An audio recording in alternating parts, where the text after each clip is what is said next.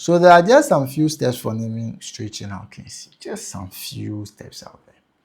But before we look at the steps for naming straight chain alkanes, what exactly do we mean by straight chain alkanes?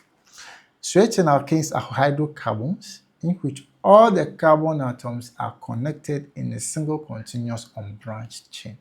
Single continuous unbranched chain. So the ones we have on the board, if you look at the really first one, we have four carbon atoms connected in a straight continuous chain, and there is no other carbon sticking out from it. You see, the chains can be C, C, C, C, and they can bend like C, C, but still, as long as it is a straight continuous, it is one continuous link of carbon atom, it makes it a straight chain. So the example of what you are seeing on the board. Opposite to straight chain is branch chain. So you can see that in this other example, we have 5 carbon atoms. 1, 2, 3, 4, 5. But on the second carbon, you can see that there's an extra carbon sticking down from it. So because of that branch, this compound is not a straight chain. This is a branch chain. So in this lesson, we'll be looking at how to name straight chain alkanes. So let's first look at something interesting when it comes to straight chain alkanes. When it comes to naming straight chain alkanes, the rules are very, very small, but the understanding of naming of straight chain alkanes affects our understanding in naming all other organic compounds. Why do we say so? Because when it comes to naming straight chain alkanes, there are some things you just need to know. We first have to check the number of carbon atoms present. Is there only one carbon, 2, 3, 4, 5, 6? So there are some predetermined prefixes that we need to know depending on the number of carbon. So if the number of carbons, we have only one carbon, then the prefix that has been determined by IUPAC is meth, M-A-T-H. And this prefix runs across all organic compounds. That's why we have methane, ethene, or methane, and then we have methanol. So the meth is a prefix that runs across all the organic compounds. So we have a formula that is CH4. There's only one carbon bonded with 4 hydrogens. So the name of this alkane will be methane. So how is the name gotten? This is an alkane. So remove the A and E part of the alkane and then added it to the prefix, which is the meth. So now we have methane. Got it? Yeah. Carbon number 2, if there are 2 carbons, the prefix is eth, E-T-H. So for that, the molecular formula is C2H6. If you are confused about how we got these formulas, then it would be ideal to watch our lesson on alkanes and the general formulas. So this is C2H6. 2 carbons bonded with 6 hydrogens. This is eth plus ene, giving us ethane. Carbon being 3. If there are 3 carbons, the prefix is prop or prop. And then the general formula is the molecular formula is C3H8.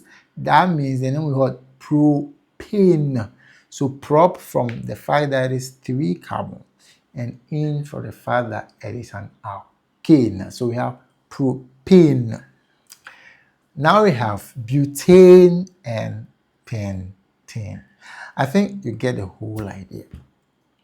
So when it comes to naming straight chain alkanes, it's as easy as it can get. Just know the prefixes and then add A and E.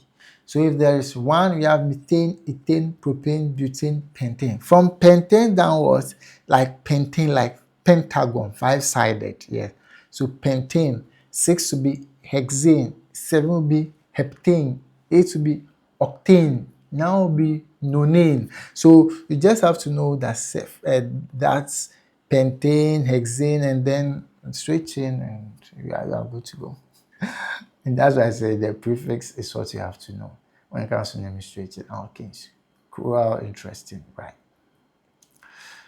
But how do we represent organic compounds? Yeah, let's add this really quick before I end our lesson on naming organic compounds. How do we represent them?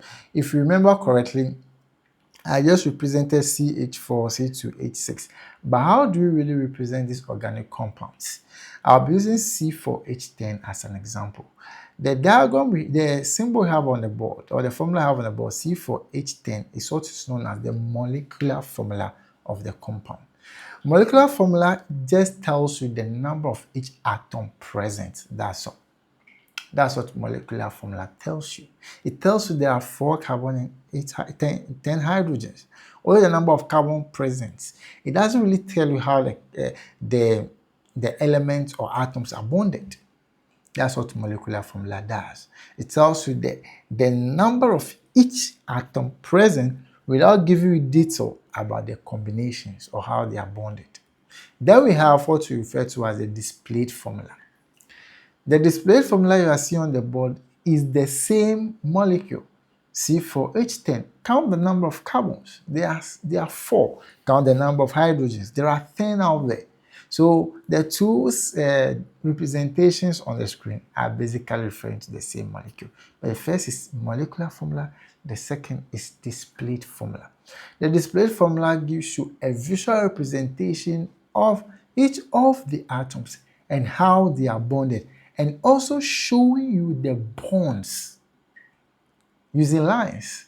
That displayed formula show you the bonds.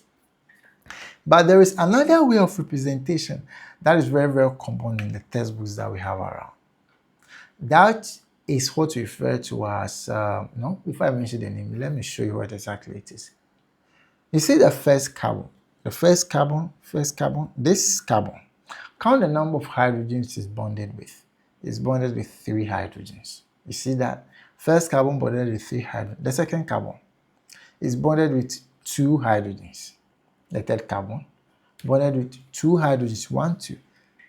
The fourth carbon bonded with 3 hydrogens. So this is also another way of representing the same molecule, and this type of presentation is known as the condensed formula. The condensed formula also shows you the atoms, each atom, and the number of hydrogens is bonded with, but without necessarily showing you the bonds using lines. So these are various means of showing or representing an organic compound. So either way, we will be using either the condensed formula or the displayed formula. So in our next lesson, we'll be considering, let's have a look, naming branch alkanes. So we are done with straight chain alkenes. Let's move right into branch alkanes. So if you find this lesson helpful and interesting, subscribe to the channel, put us on post notifications so that when this lesson is ready, you will not miss it.